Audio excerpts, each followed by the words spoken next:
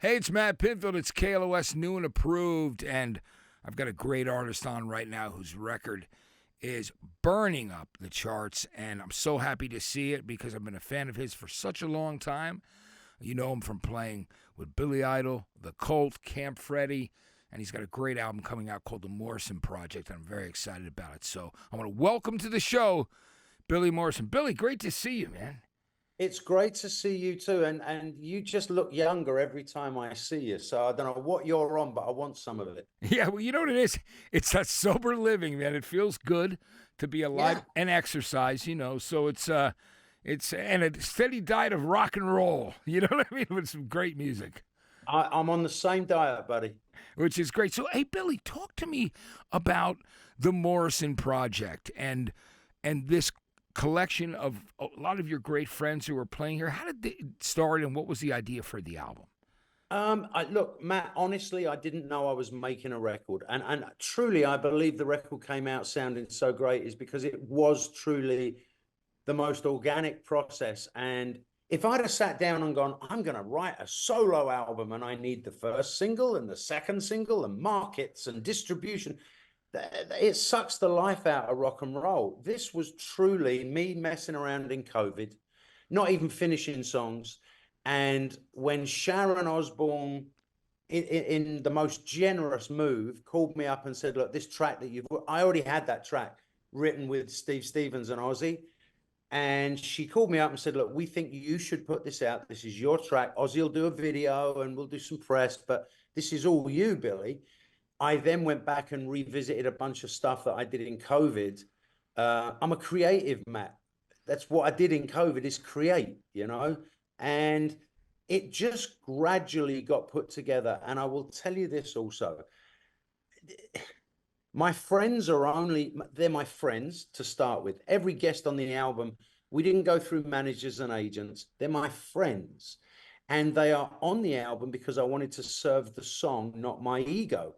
And the world doesn't need to hear me singing a piano ballad. You know, Linda Perry crushes that shit. And the world doesn't need to hear me singing Crack Cocaine. That was clearly an Ozzy song. So the guests are on there because the songs felt like they would benefit from those people singing it rather than me.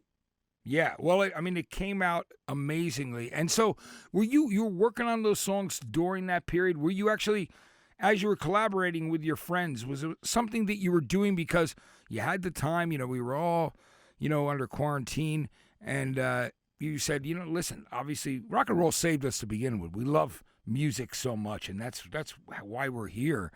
What was it? Was it that kind of thing? It was that need to create that was happening at that time? And yeah, none of the songs were finished. They weren't finished songs. It was just I own a recording studio here in my house, and we were locked in the house for 2 years. What else am I going to do? You know? So I was just throwing hip hop beats and EDM samples and metal guitars without any thought about it being cohesive. And I sang on one, Drowning. That was the first single. And it was an undeniable good song. The riff is storming. My vocals sounded great. And I was like, oh, this is fun. And then, you know, I had a song called Incite the Watch that Corey Taylor ended up singing. It wasn't an album even at that point. I just thought it would be fun to get Corey to sing on a song. He did. And it took a long while before I sat down and went, this may be a body of work. This may be something that I actually want to put out there. And you know, the record deal and the videos and all the rest of it, that came last. yeah, That came last. I was just having fun making music, which is, you know, ideally that's what music's meant to be, and the fun gets sucked out of it a lot. So this album sounds as good as it does because it was purely done for the love of music. Yeah, I love that. And, you know, you've been on the road with two of the greatest guys, and, you know, obviously big fan of Billy's and Steve. Billy Idol and Steve Stevens, you're on the road with. They're two of the greatest guys in rock, and certainly I was a huge Generation X fan, too. You know, I was that kid. Me too, buddy. Who absolutely loved them. They never came to America, so I didn't get to see Billy till he was doing the clubs on the first EP, Don't Stop, but I, you know, I was just waiting for them to come to America. Tell me about your relationship with Billy and Steve and how how that started. You ended up, playing with those guys. First of all, I saw Generation X back in the day, and Wow, I'm so jealous. yeah. And That's great. what's funny is I'm the only guy in the band who actually saw Generation X, and so Billy says to me, "What Generation X song would you like to play on this next tour?" So I often get to pick some obscure Generation X song that no one's heard except me and Billy, Yeah, and the that's band. great. And then I say to the band, "It goes like this," because no one else no one else has heard the song. Um, Look, Steve Stevens, uh, he changed my world in so many ways, not least because I spent a long time as a guitar player being a power chord guy. I'm a good power chord guy, but until you join a band with one of the world's greatest lead guitar players, you don't have to progress in your talent. You can play the power chords and stand up there. And I was happy not being a lead player. And I joined Billy's band because Steve asked me to. Steve wanted it to be a two guitar band in the true sense of the word, where two guitar players are working with each other. And I had to step my game up. Steve is single-handedly responsible for making me a much, much better guitar player, because you can't be on a stage with Steve and be not very good. Yeah, you know, yeah. you gotta be you gotta be good. And Billy is the consummate punk rocker. His attitude, it's one all for one and one for all. And those two guys are the greatest people to be in a band with.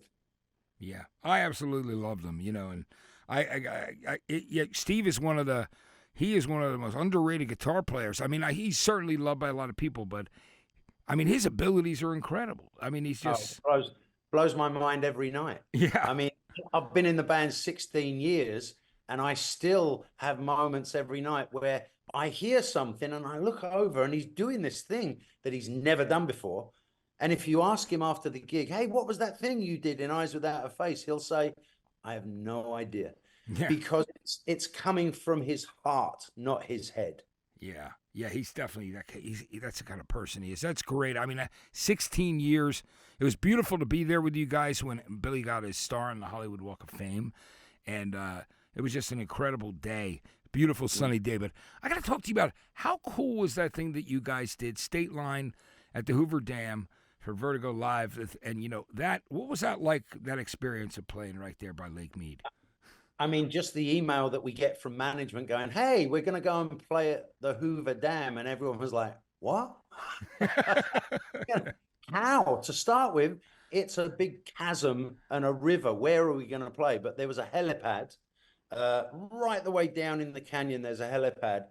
And, I have to say the production and the filming of it was incredible. I got to go to the movie theater and see it in a movie theater. And what was interesting about that gig, Matt, is the way they lit it. They lit it for camera.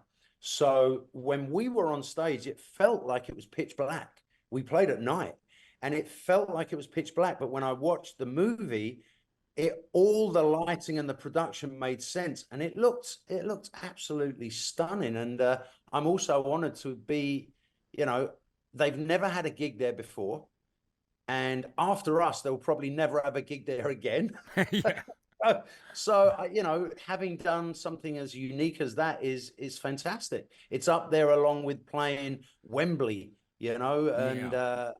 so there are a few big moments when you're in bands where it's definitely something out of the ordinary. This one's special. You know what I mean? That had that feeling. Yeah, absolutely. And it's amazing to watch it. I know now it's available, I think, on Virgin flights or some of the planes that are out there, and people got to see it in theaters. Those guys do a great job at Vertigo Live, Last Man. Amazing. And I just, because I love the band so much, it was incredible. Let's talk about, Billy, you growing up.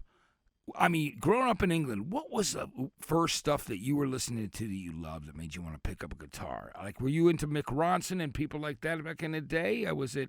No, afterwards, Yeah.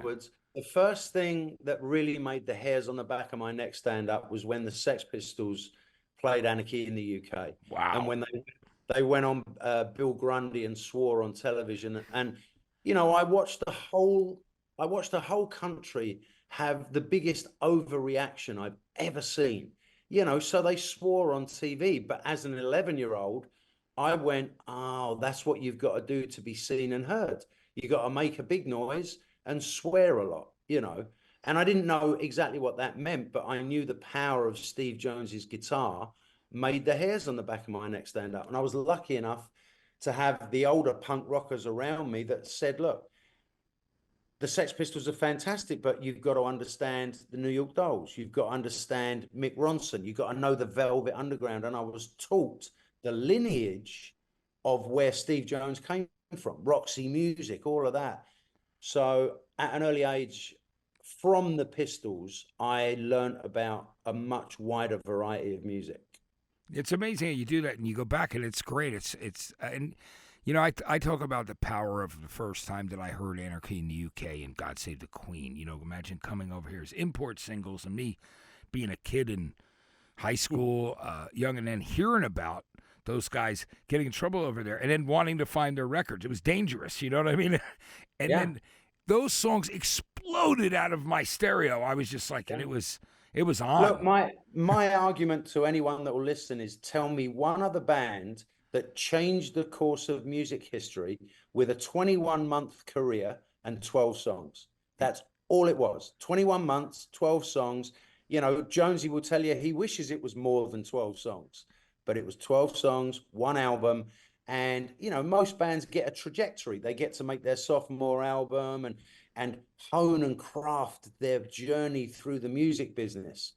Pistols, 21 months, changed the face of rock and roll. Yeah, I mean, those records are so great. Steve is just such again, another incredible guitar player, an amazing human being. I love Steve. And, you know, those records were life-changing for me. It was one of those things where it was, I still remember, and I remember turning over God Save the Queen and listening to Did You Know Wrong? Because Did You Know Wrong? One of the greatest, oh my God, that all their B-sides were great. Look, to me, and no one will ever change my mind, they're the greatest rock and roll band in the world. Yeah, I'm so glad you love that. Did You Know Wrong is definitely one of my things that I always say to people. If you don't know that song, you need to listen to it because it's so great. And, you know, and but so I'm glad we definitely have that feeling. And you saw bands like Generation X back then. Who else did you get to see? I saw everyone except the Pistols. The truth of the matter with the Pistols is it was very hard to see them anyway. If everyone who said they saw the Sex Pistols in '77 actually saw them, they'd have been playing Wembley Stadium. You know, a residency, because everyone lies about it. I did not see the Pistols. It was, you know, I was a young kid, but I did bunk off school, play hooky off school, as they say in America. And I saw the Ants, I saw the Banshees, I saw the Clash, Generation X, you know, most of them. Yeah. That's so great. And it wasn't even a matter of seeing the bands. It was more about being a part of the minority, the group of punk rockers walking down Wardour Street, getting bricks thrown at them. You know, I was a young kid. It was exciting for me. Yeah, that's amazing. There was so much great music coming from there. You know, I mean, it was such an exciting time. And I'm an observer, kid over, you know, I couldn't wait to get to college radio. I cannot imagine being in America when British punk was hitting. It would have driven me crazy. Yeah, it was hard for me. Because I was just in high school, but then, you know, I finally got an opportunity to do college radio because, as you know, there was not that much. It's not like it is today where anybody can put their stuff out there. You know, if you had to get on a station, and I couldn't wait to play the punk rock and the stuff that I loved. So I did my first show on the college radio station at 16. But, I mean, I was playing all that music, and I continued to play it, you know what I mean, as things went. So that's great. And the other thing, let's also talk about your time in the Cult too, because you also played with those guys, and I know you and Billy Duffy have been friends forever. And you know, Ian. And Duffy knew me back in my drug days in Brixton, like, you know, 4 decades ago. And he'll tell you stories. He used to live back in the day. In Brixton, it was a squat scene. Do you know what a squat is? It's basically illegal housing. And Duffy had a room, apparently, I don't remember. He had a room in this squat in Brixton where my drug dealer was selling drugs. Billy wasn't taking drugs. He had 3 locks on the door to keep all the junkies out, right? But he'll tell you stories of stepping over my body to get out to go to the store and buy a pint of milk. And I've known him that long. So when he called and said, do you want to audition? I had to audition. And I got the job. He definitely gave me a really great start. I mean, I was in stadiums pretty much straight away with the Cult. Yeah, what an amazing thing, right? To jump up there and do that with those guys. And yeah, it's pretty scary because we didn't rehearse. Yeah. Wow, I didn't know that, really. We did not. We had rehearsals booked, but something happened and they got cancelled. So my first gig with the Cult was RFK Stadium in Washington, in front of about 60,000 people, and I hadn't had a rehearsal. I just listened to the records. And Duffy says, "Oh, you'll be fine." That's amazing. That's great. Thanks. I think I was there because it was the HF Festival. It was one of those. That's right. It was the HF. Yeah, that's it. You played great that night, so I would have never known. I mean, I don't think anybody did, but it had to be nerve-wracking. I was definitely nervous, but I think I got it right because I ended up doing a couple of years with them. So yeah, you did. It was good. I saw that show because I would go down, even though I was doing the radio and the Asbury Park, New Jersey area, and then New York. I would go to those HF festivals because they would always invite us down, and it was great, and MTV. So, but man, that was awesome. I'm excited to talk to you about some of the other people that played on the record too. So Al Jurgensen, right, from Ministry's on the record as well. Tell me about that. There's a good story about that. So what people probably don't know is I've written songs for Ministry. The Ministry don't put their credits on the album, and that's fine. We're just friends, and I've written a few songs for Ministry the last couple of albums. And it's always been an I'll scratch your back, you scratch mine kind of thing. And I called Al and went, right, I'm calling in the favor. You sing a song on my album. He said, no problem. So I sent him a song. That's not the song he ended up writing lyrics to. He lost the song that I sent him, but he found a 16-bar riff that it was only 16 bars long, Matt. And it was a Ministry riff that I had submitted and it never got used, but he stumbled across it and had it on loop. And he wrote a 4-minute song to a 16-bar loop, which I then turned into the actual song that ends up on the album. And when we'd finished it, there was no lead guitar. And he said, who'd be great on this is John 5. And as it happened, John's a friend. He was in my phone. I called John, and John is a lovely guy. And he went, of course I'll play on an Al Jurgensen, Billy Morrison song. And that's how the whole album came together, man. That's the thing. By mistake, really. Which is so great. And all great people, it's really cool. Yeah. I mean, John 5, another incredible guitar player who just lives and loves playing guitar. And he's good people. He's such a good guy, too. Everyone on my album are good people, from Barry, the guy who mixed it, through to all the guests. There was no bad vibes. Yeah. And I love that because it's a labor of love. And I love that Sharon. I love Sharon. She's always been nothing but great to me. We've been friends since the first time we met, and Sure. And so I'm glad that she said, Billy, this is your song. That was the impetus, Look, the fact with me and Ozzy are friends, first and foremost. It just so happens we're both musicians. We don't hang around talking about, Deep Purple's greatest hits. We talk about Cadbury's chocolate and the Sex Pistols and what we're doing for dinner, that kind of shit. It's what we're making. But when you've been best friends with someone for 30 odd years, you're bound to write a song or two, even if we're just sitting around in a hotel. And a couple of them have come to fruition, Crack Cocaine being one of them. The song that is apparently they're telling me they're using the word hit, Matt. Yeah. and you know me, you know me. I'm quite happy being the Malcolm Young to the Star, the Angus Young. I'm just the guy. I'm the guy playing guitar for Billy Idol. So I'm getting all these emails from Virgin Music and the label and all that. It's a hit. And I'm like, okay, I don't know what that means. I don't know what that means these days, but I'll take it. Yeah, that's amazing. I love that you use Malcolm as a description because what a great guitar player. Let me tell you, Malcolm is one of the most underrated. I mean, maybe I'm using that word a lot, but I don't know. I think people that are smart know that he's one of the greatest rhythm guitar players of all time, and that so much of that AC/DC sound too. I mean, one of the interviews I did earlier on was with the Guitar Magazine, and they were asking me what makes a great rhythm guitar player, and I said, look, listen to Malcolm Young, listen to Steve Jones. It's about being tight. It's not just about playing power chords. Malcolm is one of the tightest rhythm guitar players ever. Yeah. And Angus wouldn't be Angus if he didn't have the bedrock of Malcolm to play over. Yeah. And that's the same. That's what Steve said to me when I joined Billy Idol's band. He said, I need good bedrock for me to be Steve Stevens, and I'm happy to provide that. That's my world. That's fantastic.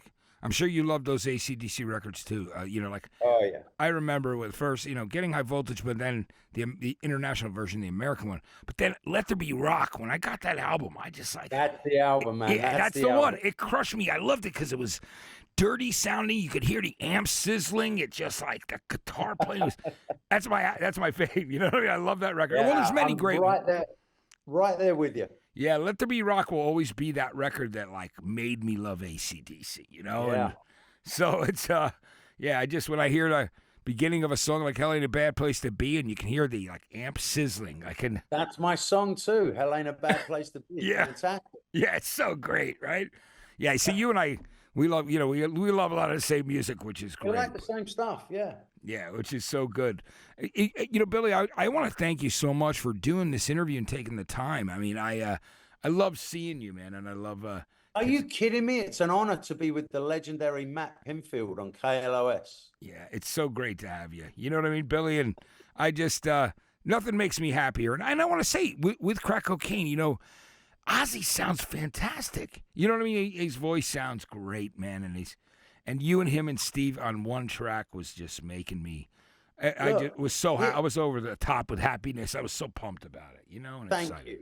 Thank you. And here's the thing: it does upset me because Ozzy's my best friend, and I read all these reports of how frail and fragile he is. And while he is having health issues, it doesn't mean he can't sing, and he can't look powerful in the video. And that song was testament to the difference between a rock star and a rock icon. Ozzy is a rock icon, and even with all that he's going through, look at what he delivered. That is an Ozzy song to save all Ozzy songs. And the video, he looks powerful and in command, and he is. Yeah, he's one of the greatest ever, and I'm just so glad you guys have been friends all those years. And this track, again, it's coming out swinging. That's what I said to everybody. I said, listen to how great Ozzy sounds and how great Billy sounds and Steve. It was just a match that for fans like me who love great rock and roll record, it meant the world. So I love it, man.